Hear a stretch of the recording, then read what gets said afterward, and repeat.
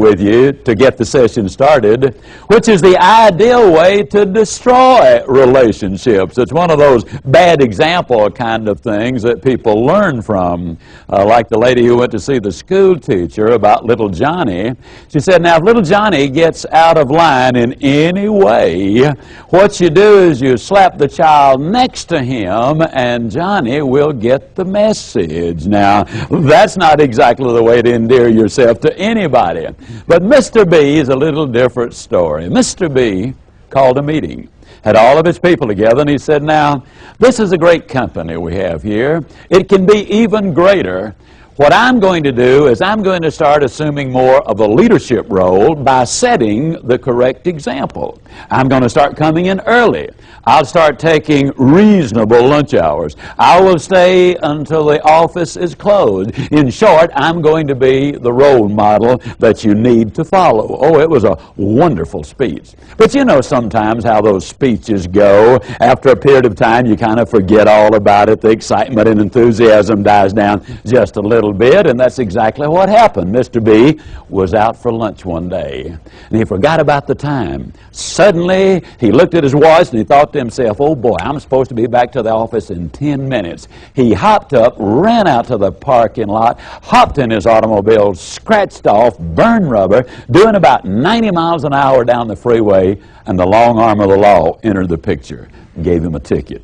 Now, you're talking about somebody who was furious. Mr. B was absolutely furious. He said, this is absolutely ridiculous. Here I am, a peaceful, tax-paying, law-abiding citizen, minding my own business. Maybe I was going a little too fast, but they ought to be out here looking for robbers and murderers and really the bad guys. Leave us peaceful, tax-paying, law-abiding citizens alone. Oh, he was really upset. When he got back to the office, it was about 45 minutes late.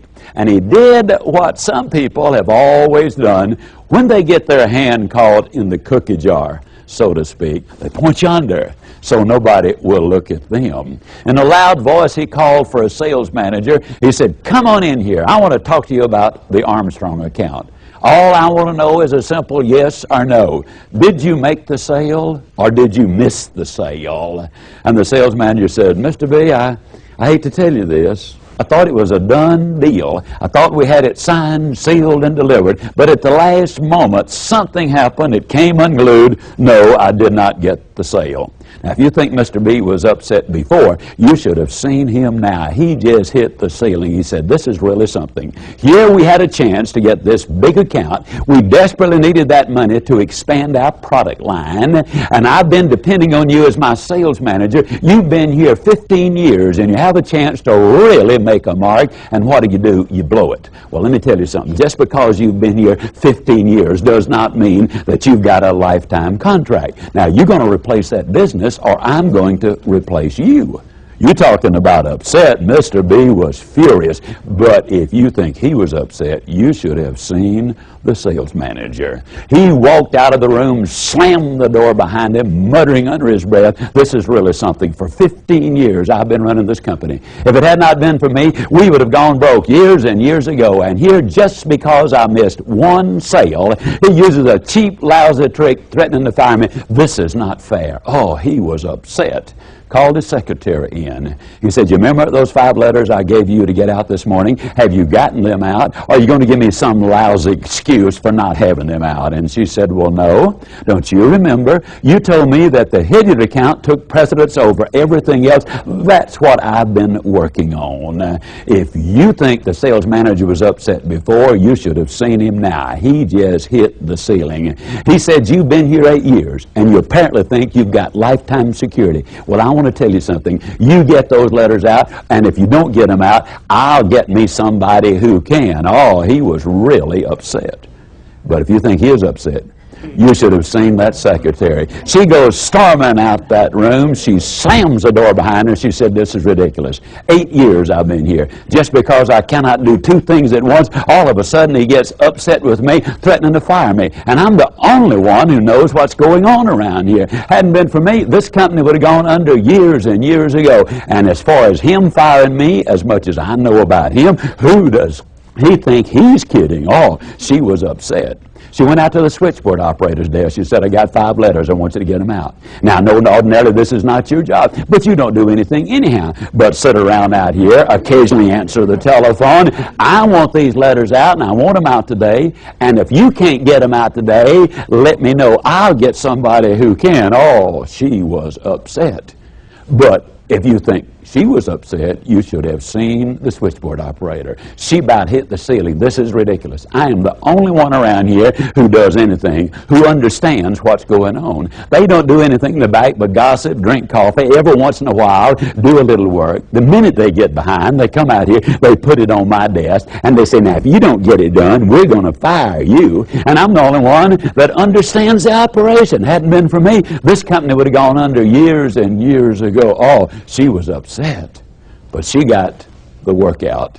She got home, walked in the front door, slammed it behind her. First thing she saw was her 12-year-old son laying there on the floor watching television. Second thing she saw was a great big rip right across his trouser leg. She said, son, how many times have I told you, when you come home from school, put your play clothes on. Mother has a hard enough time as it is supporting you and paying your expenses and getting you through school. I've told you to do it before, and because you have disobeyed me, you're going to go upstairs. Right now, there's going to be no dinner for you this evening, and there's going to be no television for the next 3 weeks. Oh, she was really upset. But if you think she was upset, you should have seen that 12-year-old boy. He hopped up, running out of his room, muttering under his breath. It was an accident. Could have happened to anybody. I was doing something for my own mother. She doesn't even give me a chance to explain. Oh, he was really upset. And about that time, his tomcat walked right in front of him, which was a mistake. The boy reaches down, he gives the tomcat a big old boot, and he said, you get out of here. You're probably up to some no good yourself. Now let me ask you a question. Would it have been so much better if Mr. B had just gone directly from his lunch to the switchboard operator's house and kicked that cat himself? He left all of those other people out of the deal. Now, here's the question I've got for you. Whose cat have you been kicking recently? Here's another question. Have you been letting anybody else kick your cat? Were you ever in a traffic situation? There's a mile of cars in front of you and a mile of cars behind you, and some idiot right behind you sits on his horn. Do you turn around and say, can't you see we got all those cars up front? What's the matter with you? Do you understand that it really has nothing to do with you? Somebody has been kicking his cat earlier. Have you ever been in a restaurant, all you want's a cup of coffee?